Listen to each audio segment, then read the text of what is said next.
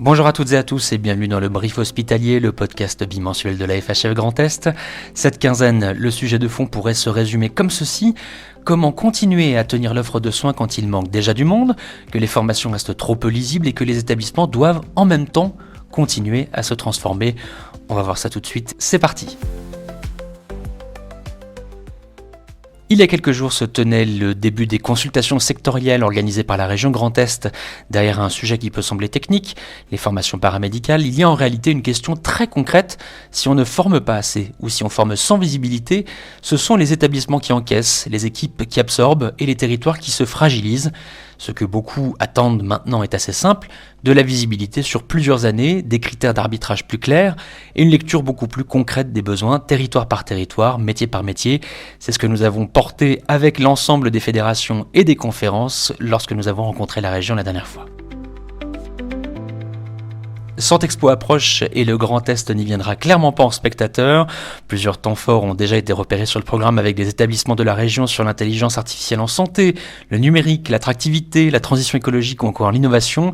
Ça montre une chose, le Grand Est a des expériences à faire valoir et une place à prendre dans les débats qui viennent. Vous retrouverez bien évidemment l'ensemble du programme de Santexpo sur le site que nous vous mettons en description.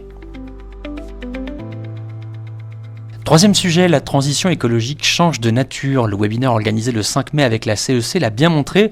On ne parle plus seulement d'un sujet d'image ou de principe, on parle énergie, achat, dépendance, investissement, bref, de la capacité des établissements à tenir dans la durée. Et ce mouvement devient encore plus concret avec les critères de certification HAS liés au développement durable. Là, on entre dans les méthodes, dans les preuves à produire et dans l'organisation quotidienne. Vous retrouverez bien évidemment l'ensemble de ces informations dans la description, notamment le replay du webinaire organisé avec la CEC. Enfin, le congrès régional de la FHF du 10 juin à Reims prend lui aussi de l'épaisseur avec la venue annoncée notamment d'Agnès Buzyn, ancienne ministre de la Santé, comme grand témoin.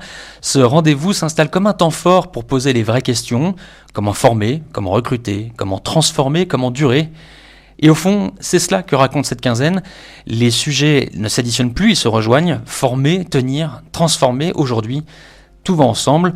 Vous retrouverez l'ensemble du programme du congrès de la FHF dans la description également. Merci d'avoir écouté le Brief Hospitalier, le podcast de la FHF Grand Est. On se retrouve dans un peu moins de 2 semaines pour un nouveau point d'actualité sur les sujets qui comptent pour notre région. On parlera bien évidemment de Santexpo dans le prochain numéro. Merci de votre fidélité et à très bientôt.